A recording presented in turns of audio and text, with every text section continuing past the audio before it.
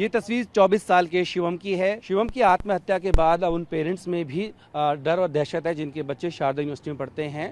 राजीव जी, आपका नाम बताया। राजीव। आपका बच्चा यहीं पढ़ता है? हाँ, यहीं पढ़ती है, एलएलबी में। अच्छा। जस्ट अभी इस बार एडमिशन लिए। ठीक है, तो ये घटना को सुना आपने? घटना को सुन के बहुत डर हुआ अंदर से। एक तो आप इच्छा किया कि हम नहीं कराएं एडमिशन, लेकिन फिर सोचे कि क्या कराते हैं, ज़रूरी समझे। लेकिन ये अच्छी बात नहीं है।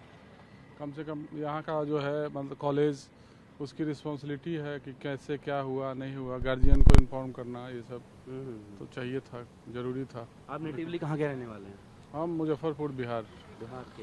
ये जो शिवम है ये भी पूर्णिया बिहार का ही रहने वाला अच्छा था। अच्छा अच्छा 2022 में एडमिशन लिया था। अच्छा। आप ही की तरह उनके पिता भी कह रहे हैं कि अगर बता देते तो शायद हम बात कर लेते। हाँ, बताना तो बहुत ज़रूरी था, बताया नहीं, अच्छी बात नहीं है। अब आप जब बच्चे को छोड़ के जा रहे हो यहाँ से तो एक डर है अंदर? हाँ, डर तो है ही, डर है, लेकिन कुछ किया नहीं जा सकता।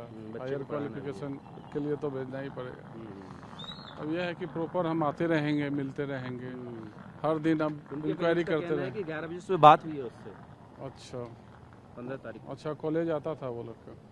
ये कह रहे नहीं आता था, वो कह रहे हैं आता। हाँ, चलिए ठीक है, लेकिन इस पर कार्रवाई होनी चाहिए कॉलेज। हाँ, बिल्कुल बिल्कुल होनी चाहिए।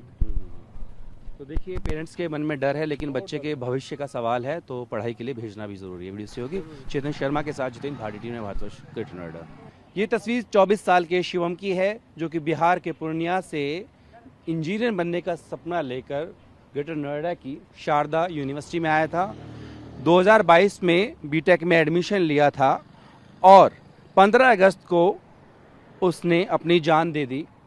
और इस वक्त जो उसका एक लेटर मिला है, सुसाइड लेटर, उसमें अगर देखें हम तो शिवम साफ तौर पर कह रहा है कि वो अपनी मौत के लिए, इस कदम के लिए किसी को जिम्मेदार नहीं ठहराता और उसने बताया है कि वो पढ़ाई के बोझ को आगे नहीं सह सकता।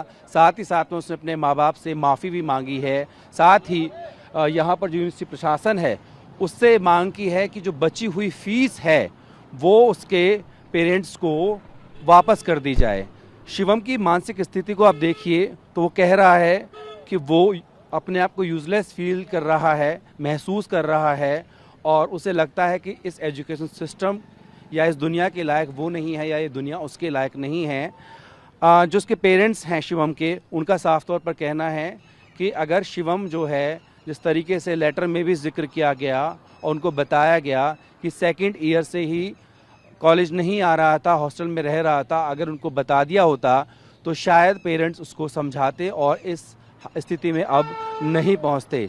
ये भी कहना है पेरेंट्स का कि 2 जून को ही शिवम जो है एग्ज़ाम ख़त्म होने के बाद अपने घर गया था, होम टाउन, माता वैष्णो के दर्शन भी करके आए थे और घर पर 2 महीने रहने के बाद 2 अगस्त को ही शिवम वापस आया था और लगातार बात होती थी। यहाँ तक कि 15 अगस्त को जब इस घटना को अंजाम दिया गया, यानी कि खुदकुशी की शिवम ने, तो उस दिन भी उसकी अपने पिता से बात हुई थी। घर वालों का आरोप है कि इसमें उन्हें आत्महत्या से ज़्यादा आगे कुछ साजिश नज़र आ रही है, क्योंकि लगातार उसकी फ़ीस जमा होती थी, लेकिन जिस तरीके से कहा गया कि सेकेंड ईयर के बाद वो कॉलेज नहीं गया, अगर उन्हें बता दिया जाता तो कुछ स्थिति अलग हो सकती थी। साथ ही उन्होंने ये भी कहा कि कहीं ना कहीं लापरवाही भी की गई है, ना हॉस्टल वार्डन की तरफ से बताया गया, ना यूनिवर्सिटी की तरफ से।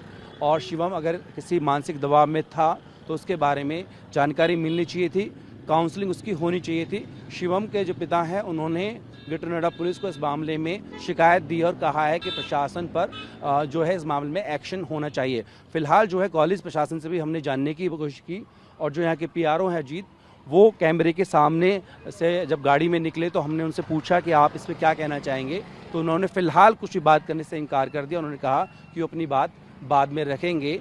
हालांकि ये कोई पहला मामला नहीं है जब शारदा यूनिवर्सिटी के अंदर इस तरह से किसी छात्र ने खुदकुशी की हो।